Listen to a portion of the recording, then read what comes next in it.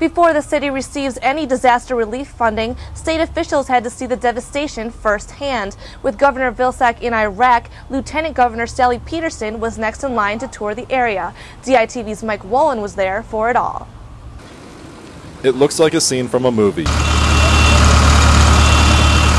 Iowa City in ruins, and government officials touring devastation areas. The morning began with Lieutenant Governor Sally Pedersen meeting with state, local, and university officials at the Johnson County Sheriff's Office. The community would think they needed to take care of this themselves, sort of like a pride thing, and that really isn't the way it works. And you want to call on all the resources that are available to you. There were 60 students that ended up over at the Thigam House cleaning toilets and cleaning up the yards and making it ready. It had been vacant for several months. So it was, for those that were over there, so it was a real emotional experience to see. After the closed-door meeting, officials gathered in front of the Johnson County Courthouse to address the press. At one extreme, they can take the course grade they've earned at this point and go home for the balance of the semester. At the other end, they can take an incomplete, or they can return early next week and complete the semester here, depending on their status. Trees that were blocking traffic have already been removed.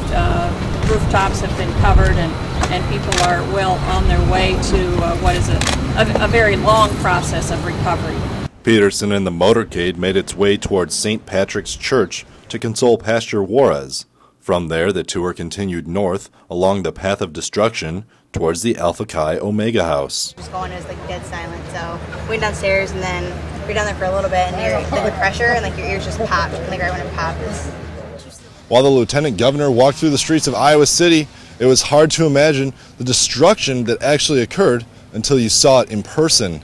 Lieutenant Governor sympathized with all of the victims of the storm. But while officials praised the response effort, University of Iowa student Steve Bauer felt it was important to express his displeasure with the Lieutenant Governor in person.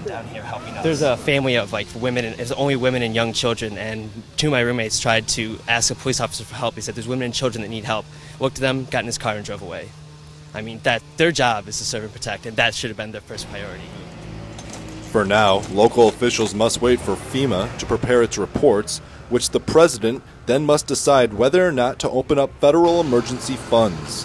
Reporting from Iowa City, Mike Woolen, DITV.